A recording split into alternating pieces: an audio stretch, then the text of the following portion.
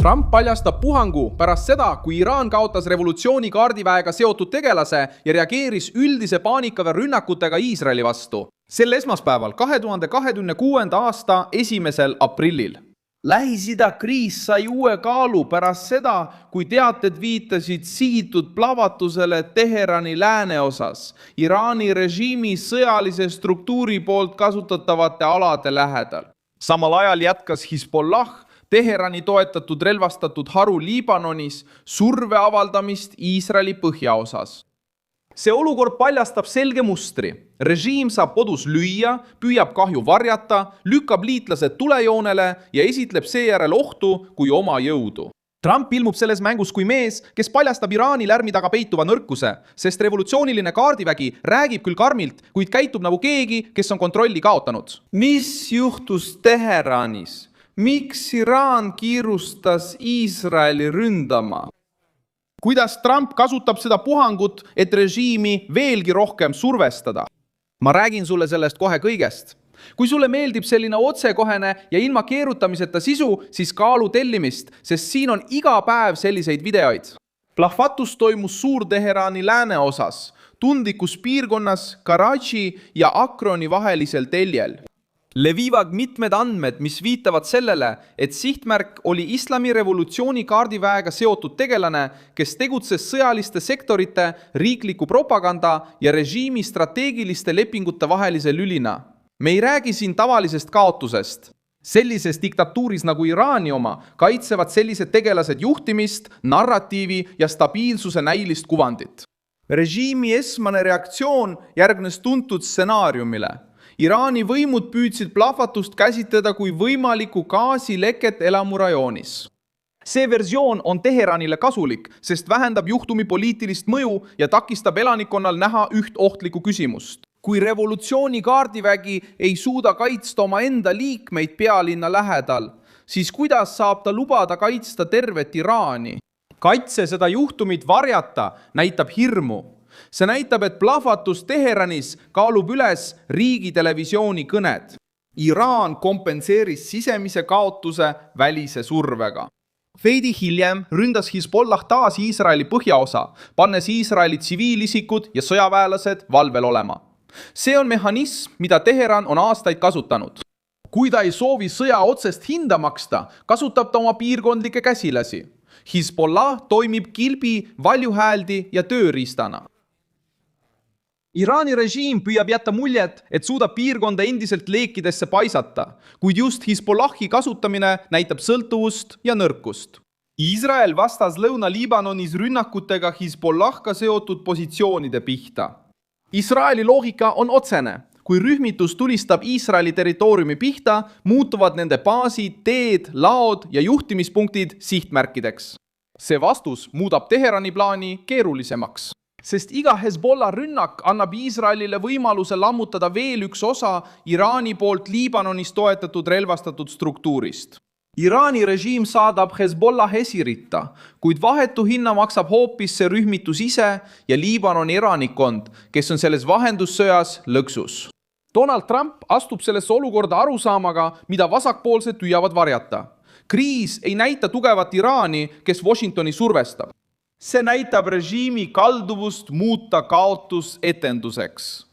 Donald Trump ei pea Iraani propagandat uskuma. Ta peab hoidma sõjalist, diplomaatilist ja poliitilist survet, kuni Teheran paljastab oma vastuolud.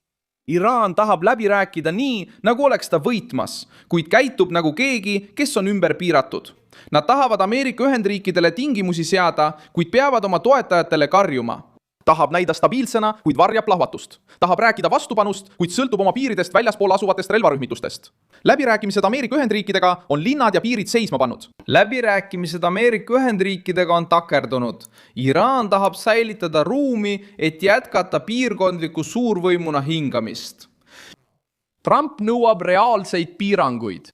Valge Maja ei saa nõustuda kokkuleppega, mis annab režiimile vaid aega oma sõjalise struktuuri ümberkorraldamiseks, majandusliku surve leevendamiseks ja relvastatud liitlaste säilitamiseks. Iraani režiim kasutab läbirääkimisi taktikalise pausina. Mis sa sellest arvad? Mida sa sellest arvad? Mis sa arvad kuulekuse testist? Teheran kas nõustub konkreetsete piirangutega või jääb surve alla. Revolutsiooniline kaardivägi seisab samuti silmitsi sisemiste probleemidega. Iraani opositsioon eksiilis, kelle üks tugevamaid hääli on Reza Pahlavi, väidab, et Ameerika Ühendriigid ei pea saatma sõdureid Iraani pinnale. Idee on selles, et Iraani rahvas ise suudab režiimile vastu astuda, kui neil on minimaalne kaitse repressioonide eest. See teooria lööb ajatollade propagandat, sest võtab neilt ära lihtsa välismaise sissetungi narratiivi. Režiimi tegelik hirm ei ole ainult Iisrael. See on kombinatsioon välisest survest, sisemistest deserteerumistest, rahva ülestõusust ja usalduse kaotusest isegi omaenda julgeoleku sees. Rünnak Iisraeli vastu toimib ka sõnumina režiimi radikaalsele baasile. Pärast revolutsioonilise kaardiväega seotud kaotust peavad komandarid näitama vastureaktsiooni. Nad peavad veenma toetajaid, relvarühmitusi ja liitlasi, et nad kontrollivad endiselt olukorda. Seetõttu ilmuvadki ähvardused, kohtumised, videod, kõned, õhutõrje liikumine ja kaudsed rünnakud. Probleem on selles, et see jada näitab hoopis vastupidist. See, kes olukorda kontrollib, ei pea kogu aeg etendust lavastama. Hezbollah tunneb seda nõrgenemist Liibanonis. Rühm püüab tõestada, et suudab endiselt Iisraeli ähvardada, kuid iga uus rünnakute voor annab Iisraelile põhjuse pealetungi laiendada. Lõuna-Liibanonist on saanud püsiva survepiirkond. Teheran sõltub sellest käepikendusest, et säilitada oma piirkondlikku mainet, kuid rühmituse võimekus ei tundu enam sama Iisraeli seire, pommitamiste ja kogunenud kurnatuse taustal. Ameerika Ühendriikide sõjaline kohalolek Pärsia lahes suurendab seda survet. Toetuslennukid, hävitajad, laevad ja järelevalve toimivad hoiatuseks ilma pikema jututa. Iraan teab, et viga Ameerika vägede või liitlaste vastu maksab kätte. Pikemat juttu pole vaja. Iraan teab, et viga Ameerika Ühendriikide vägede või liitlaste vastu võib kaasa tuua tugeva vastuse. Ta peab oma toetajatele paistma agressiivne, kuid kaalub hoolikalt iga sammu, et mitte esile kutsuda reaktsiooni, millega ta toime ei tuleks. Qasem Soleimani mälestus painab endiselt revolutsioonilist kaardiväge. 2020 aastal kõrvaldasid Ameerika Ühendriigid Iraani komandari Bagdadis ning Teheran lubas ajaloolist kättemaksu. Vastus tuli kontrollitult, palju kõnesid ja vähe isu täielikuks sõjaks. See pretsedent näitab, et režiim räägib hävitamisest, kuid hindab riski, kui hind võib olla talumatu. Nüüd, kui Iisrael ründab Hezbollaha, Trump avaldab läbirääkimistele survet ja Teheranis on teateid kaotustest, ilmneb taas sama muster. Vasakpoolsed püüavad iga Iisraeli vastu suunatud raketti näidata kui Iraani julguse tõestust, kuid tegelik tõlgendus soosib Trumpi. Enesekindel režiim ei pea kasutama Hezbollah sisemiste probleemide varjamiseks.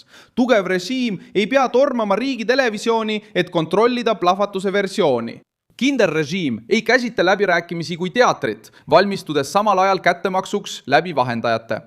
Iraan püüab näida ohtlik, sest ta ei saa näida nõrk. Mina olen Milson Alves, ratsionalist, ja minu eesmärk on hoida sind iga päev tõel põhineva infoga kursis. Uudiste lingid on video kirjelduses.